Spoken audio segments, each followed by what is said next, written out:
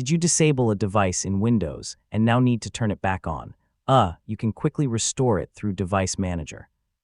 In this guide, I'll show you how to find the device, enable it, and confirm that it's working again. First, open the Start menu and search for Device Manager. Select it from the results to open the Hardware Management window. Next, find the category containing the disabled hardware. Expand the category by clicking the small arrow. A disabled device may appear with a downward arrow or another status indicator next to its icon. Right-click the disabled device and select Enable Device. Windows should immediately restore the hardware. If the option isn't available, make sure you've selected the correct device. After enabling it, right-click the device and select Properties. On the General tab, look at Device Status.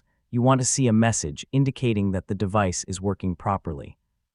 If the device still doesn't work or doesn't appear correctly, open the Action menu and select Scan for hardware changes.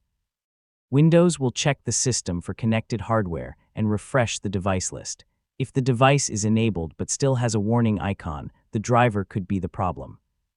Right-click the device, choose Update Driver, and let Windows search automatically. You can also install a compatible driver from the manufacturer's official website.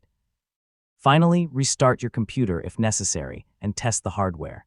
Check that the device works normally in the application or Windows feature where you need it. If everything is working, you're done. And that's how to enable a device in Device Manager. It's a simple way to restore hardware you've previously disabled. So if something isn't working afterward, check its status and driver before moving on to more advanced troubleshooting.